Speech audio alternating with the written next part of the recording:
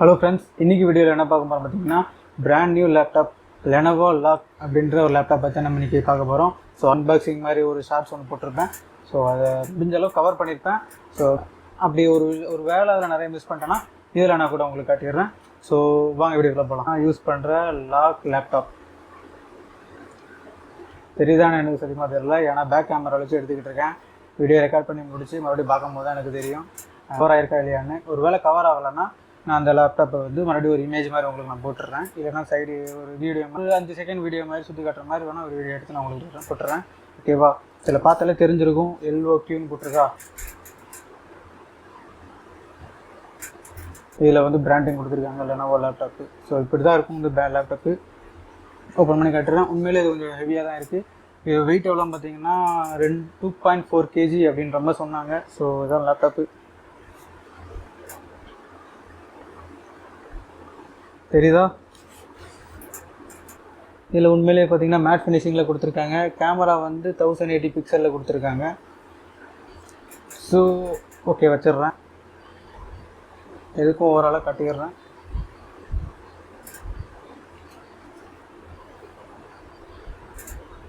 இந்த லேப்டாப்போட ப்ரைஸ் என்ன, இந்த லேப்டாப்போட ஃபீச்சர்ஸ் என்னன்றதை நம்ம எப்படி பார்த்துருவோம்.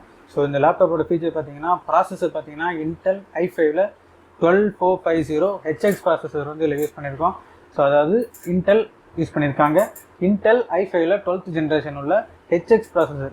ஆல்மோஸ்ட் HEP அந்த மாதிரி ப்ராசஸர்லாம் நிறைய இருக்குல்ல, அதுமாரி HX ப்ராசஸர் கொஞ்சம் ஹை எண்ட்லேயே மல்டிபர்பஸ் யூஸ் பண்ணிக்கலாம். ப்ராசஸர் வந்தீங்கன்னா பர்ஃபார்மன்ஸ் சில லெட்டருக்கு ஏற்ற மாதிரி அதோட யூசஸ் மாறும். ஸோ HXன்றது இருக்கிற கொஞ்சம் இந்த சீரீஸில் கொஞ்சம் அட்வான்ஸான மாடலு.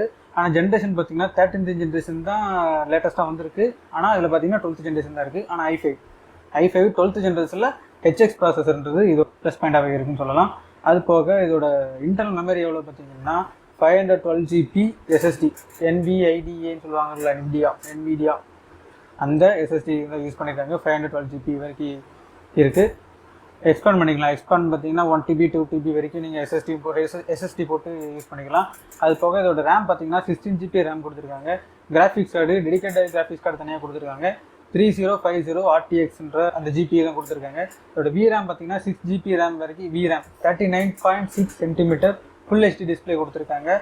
ஒரு மேட் ஃபினிஷிங்கில் பிக் ஸ்க்ரீன்னே சொல்லலாம். பேட்டரி பார்த்தீங்கன்னா 4 செல் பேட்டரி கொடுத்துருக்காங்க. சார்ஜர் கேப்பபிலிட்டி பார்த்தீங்கன்னா 170 வாட் சார்ஜர் கொடுத்துருக்காங்க. அது மட்டும் இல்லாமல் இது ஃபாஸ்ட் சார்ஜிங். இதோட OS பார்த்தீங்கன்னா Windows 11 Home SL அப்படின்ற OS லெனோவோ இன்பில்டாகவே அவங்க OS ஃப்ரீயாக கொடுத்துருக்காங்க லைஃப் டைமுக்கு. ஸோ அதையும் நீங்கள் நம்ம யூஸ் பண்ணிக்கலாம். அது வேண்டான்னு நினைக்கும் போது இதோட ரேட் கொஞ்சம் வேரி ஆகலாம். ப்ரைஸ் இன்னும் ட்ராப் ஆகிறதுக்கு ரொம்பவே சான்ஸ் இருக்குது. இதோட ப்ரைஸ் எவ்வளோன்னு பார்த்தீங்கன்னா 70,500 rupees இதோட லேப்டாப்போட ப்ரைஸாகவே. நான் ஆல்ரெடி சொல்கிற மாதிரி தான் ஒவ்வொரு பிளாட்ஃபார்ம் பொறுத்தும் மாறும். ஆன்சைட்டில் ஒவ்வொரு ஆன்சைட்டு ஷாப்பிங்லேயுமே ஆன்லைன் ஷாப்பிங்லேயும் பார்த்தீங்கன்னா ஒவ்வொரு இதுக்கு ஏற்ற மாதிரி மாறும். அமேசானில் ஒரு ரேட்டு போட்டிருப்பாங்க, ஃப்ளிப்கார்ட்டில் ஒரு ரேட்டு போட்டிருப்பாங்க. ஸோ மிந்த்ரா, மீஷோ உங்களுக்கு எந்த ஆப் கன்வீனியண்ட்டாக இருக்கோ அதில் எந்த அளவுக்கு அது ஆன்லைனில் உங்களுக்கு ப்ரைஸு எந்த அளவுக்கு லோ வருமோ அங்கே நீங்கள் பர்ச்சேஸ் பண்ணிக்கலாம். பட் ஆவரேஜாக பார்த்தீங்கன்னா 70 to 73,400. ஆஃப்லைனில் வாங்கும் போது எனக்கு 70,500 தான் வந்துச்சு. ஸோ ஆன்லைனில் பார்க்கும்போது கொஞ்சம் பெட்டராக இருந்ததுனால இது நம்ம 70,500க்கு லாக் பண்ணி இந்த லேப்டாப்பை நம்ம பர்ச்சேஸ் பண்ணியாச்சு. ஸோ இதோட ஃபீச்சர்ஸ் சொல்லியாச்சு. இதோட பில்டு குவாலிட்டி இது எல்லாமே பிளாஸ்டிக் தான். பட் ஆனால் எல்லாமே ஒரு ஸ்ட்ராங்கான குவாலிட்டியில் இருக்குது. பிளாஸ்டிக்னாலும் ஒரு ஸ்ட்ராங்கான குவாலிட்டியில் இருக்குது. இதுக்கு வென்டிலேஷன் பார்த்தீங்கன்னா தெரியுதா உங்களுக்கு, ஏகப்பட்ட இடத்துல கொடுத்துருக்காங்க. இங்கே இந்த இடத்துல, அது போக இந்த இடத்துல இது எல்லாமே வென்டிலேஷன் கொடுத்துருக்காங்க. அது மட்டும் இல்லாமல் முக்கியமான கேபிள்லாம் பார்த்தீங்கன்னா லேன் கனெக்ஷன்லேருந்து HDMI கேபிள், அதுக்கப்புறம் USB கேபிள், அதுக்கப்புறம் சார்ஜ் போட்டு அது எல்லாமே முக்கியமான கேபிள் எல்லாமே இந்த பின்னாடி தான் கொடுத்துருக்காங்க.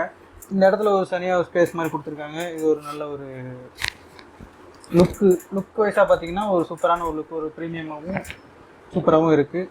இந்த கலருமே நல்லா அட்ராக்டிவாக இருக்குது. ஸோ அது போக பார்த்தீங்கன்னா இந்த சைடில் ஒரு சின்ன USB போர்ட் ஒன்று கொடுத்துருக்காங்க. அதுக்கப்புறம் ஆடியோ ஜாக் அதுக்கான அந்த போர்ட்டு கொடுத்துருக்கேன். ஹெட்ஃபோன் யூஸ் பண்ணுறதுக்கு, மைக்கு யூஸ் பண்ணுறதுக்கு இந்த மாதிரி ஒரு போர்ட்டு கொடுத்துருக்காங்க. அது மட்டும் இல்லாமல் இங்கே ஒரு USB போர்ட்டும் கொடுத்துருக்காங்க. அதுக்கப்புறம் பார்த்தீங்கன்னா இது கேமரா ஆன் தேவைன்னா ஆஃப் பண்ணிக்கலாம், இல்லை ஆன் பண்ணிக்கலாம். அந்த மாதிரி பட்டன் கொடுத்துருக்காங்க. புரியுதா? ஸோ இப்படி தான் இருக்குது அவுட்டர் லுக்கு. சரி, ஓப்பன் பண்ணி பார்த்துடலாம். இந்த ஓப்பன் பண்ணுறதுக்குன்னு எக்ஸ்ட்ரா இந்த மாதிரி இது கொடுத்துருக்காங்க.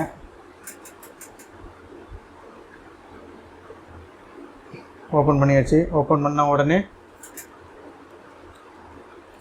பட்டன்லாம் நல்லா பவர்ஃபுல்லாக இருக்குது. நீங்கள் என்ன தான் கொஞ்சம் ஹெவியாக யூஸ் பண்ணாலுமே ஒரு எனர்ஜியாக இருக்குது, ஒரு ஒரு ஒரு பவராக இருக்குது. இந்த பட்டனை கிளிக் பண்ணும்போது அவ்வளோ ஸ்மூத்தாக இருக்குன்னு சொல்ல மாட்டேன், ஆனால் நல்லா ஹெவியாக யூஸ் பண்ணாலுமே இந்த பட்டனுக்கு எதுவுமே ஆகாது அப்படின்ற மாதிரி ஒரு பில்டு குவாலிட்டி இருக்குது.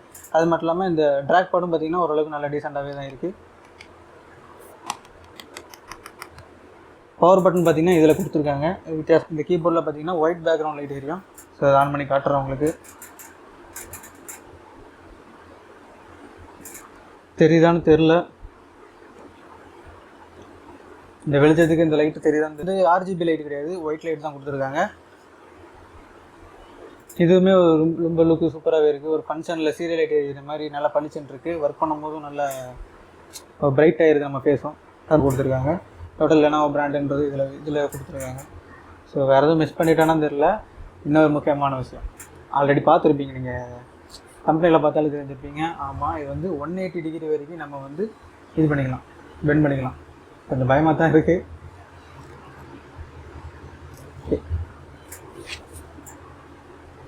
தெரியுதா? 180 கிடையாது,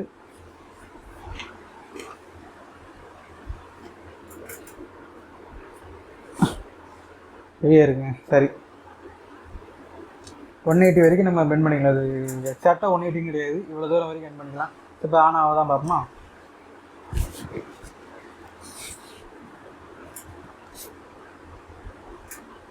ஆன் ஆகுது.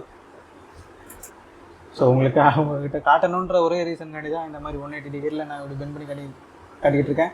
இருந்தாலும் எனக்கு கொஞ்சம் பயமாக தான் இருக்குது. ஸோ அதை நம்ம நேராக நிமித்திடலாம். ஸோ இதோட ப்ராசஸும் சொல்லியாச்சு, இதோட பில்டு குவாலிட்டியும் அவங்கள்ட்ட காமிச்சாச்சு. இப்போ என்னோடய ஓன் எக்ஸ்பீரியன்ஸை தான் நான் சொல்லிடுறேன். என்னால் பெரிய லெவலில் எக்ஸ்பீரியன்ஸுன்னு பெருசாக என்னால் சொல்ல முடியாது. ஏன்னா வாங்கி 2 வீக்ஸ் தான் ஆகுது. 2 வீக்ஸில் நான் மினிமமாக தான் யூஸ் பண்ணிக்கிட்டு இருக்கேன். ரொம்ப ஹெவி லோட்லாம் ஒன்றும் கொடுக்கல. சின்ன ஒரே ஒரு சாஃப்ட்வேர் மட்டும் ரன் பண்ணிக்கிட்டு இருக்கேன்.